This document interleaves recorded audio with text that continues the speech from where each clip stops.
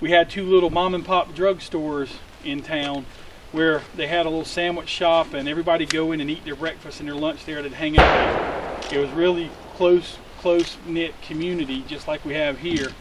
And had a domestic situation where a gentleman went into one Hollowell's looking for his spouse, killed the 3 people inside, realized she wasn't there. He left and went across town to go to the other one to find her, where she had been moved to that morning to work because there was a shortage over there. When he arrived at the other one, we engaged him, or our officers engaged him, not here, but in my other jurisdiction. And then they ended up containing him. We got called out 37 hours later. We had a shot go off. We went in and we rescued hostages. Unfortunately, he didn't survive that one. All the hostages came out safe. I've been on FBI bank search warrants. There was a string of robberies that occurred up and down the East Coast back in the late 90s. I was sworn in, as the rest of my team was, and we actually went in and took down some pretty bad guys for the FBI. And that was the first time I ever saw vacuum-packed cubes of money that these guys had been stealing. It was unbelievable just opening up a room and seeing that kind of stuff.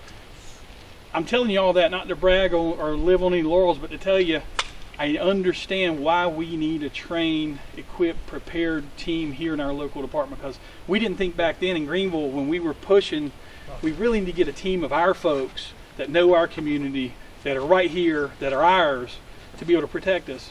Well, I see that same need here, and what's happened is we've developed a really awesome SWAT team here in our community that can hold their own with anybody else in the world. And I literally mean in the world. I have worked with the Israeli Mossad. I've worked with the FBI's guys out of Quantico.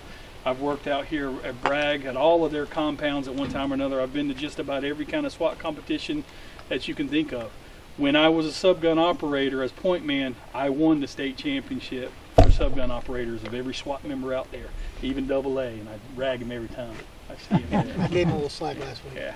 So, you know, but I understand that there's a need for that here, because we are safe, we are secure, and we need to continue to be that way, but we need to be vigilant and ready to protect for the wolves that show up, because they're everywhere. They show up here every now and again, and we want to make sure we've done everything that you pay us, because you're our bosses. We want to make sure we've done everything we can to keep you safe, to make sure that Big Dog goes home at night.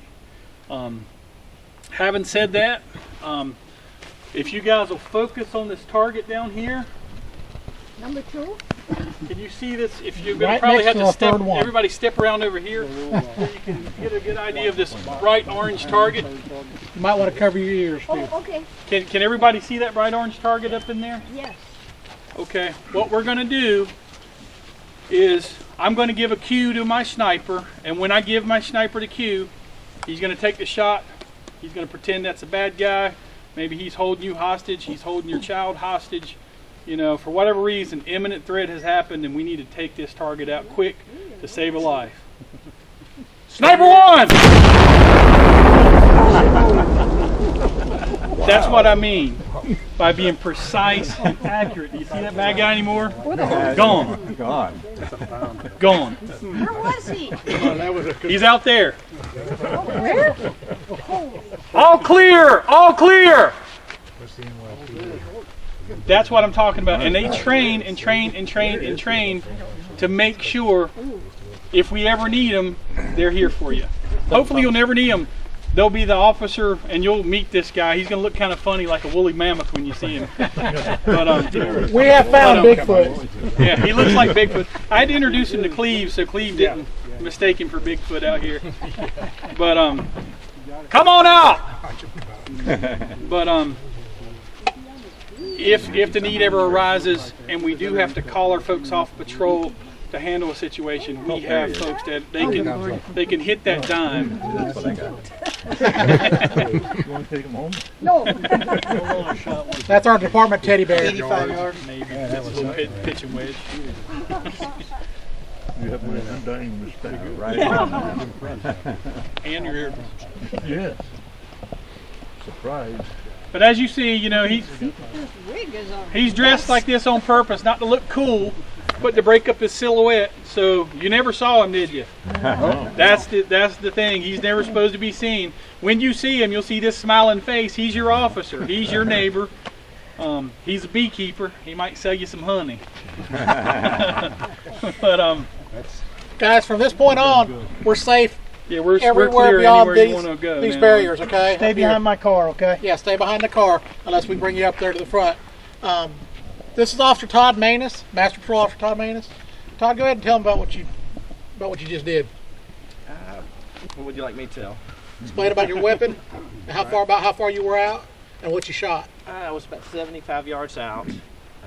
Average sniper shot in North America is about 70 yards for police snipers. Military, of course, is a lot further. This is a Savage Model 10 law enforcement rifle. It has a heavy fluted barrel, and it's left-handed because I shoot left-handed. It has a Leopold Mark IV scope. It's a 4.5 by 14 powered scope. I've shot effectively up to 600 yards. Wow. So it's basically about the size of a human head, 600 yards. When he qualifies with that, he has a 5-round qualification. But part of that is he actually has to run 100 yards out, run back 100 yards, jump behind that weapon and make the shot. And there's no near misses. Yeah. You have to hit the target every time. I'm not a sniper. Explain the cold bore procedure, if you don't mind. Cold bore shot, you have to go out every month, take a shot, pretty much how you would do in a real situation, because you can't warm up. You know, and if we get called out, There's no batting practice. and the SWAT team leader tells me where he needs me, or the chief, whatnot, I've got to be able to take that shot, and it's got to be cold bore.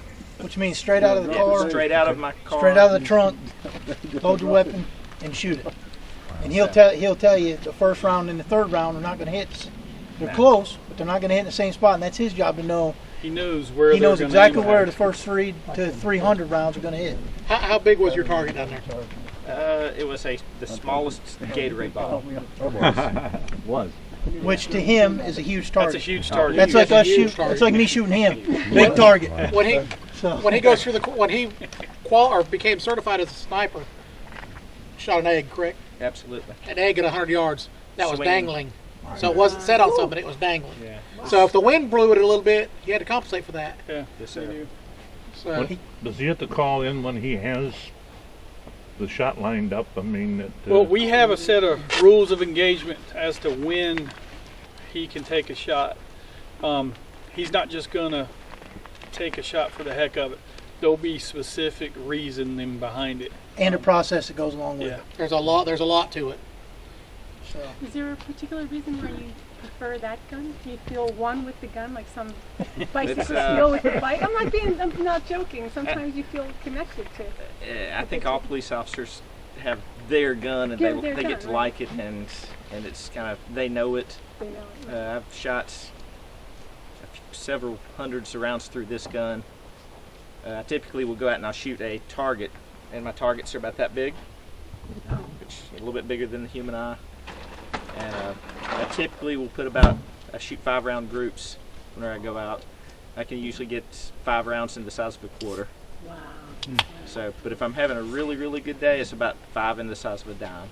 And a lot goes into it. He's a master of his trade. When it's 90 degrees out and it's 55 degrees out, that round is going to do something different. Yeah. No, When it's 30, the weather, the wind, if there's a half value wind or a full value wind, he's got to compensate because it's going to, at 100 yards, it's going to change everything. And Bullets also, depending on the distance, bullets tend to rise and then come back down. So you he's gotta got to think know about that. where, Depending on the length of the shot, you can even factor in the rotation of the earth, right? because all of that comes into play depending on your length. Anything from a little 50-yard pitching wedge up to a mile, even a little beyond. The longest military sniper shot with a .308 was just over a mile. A Canadian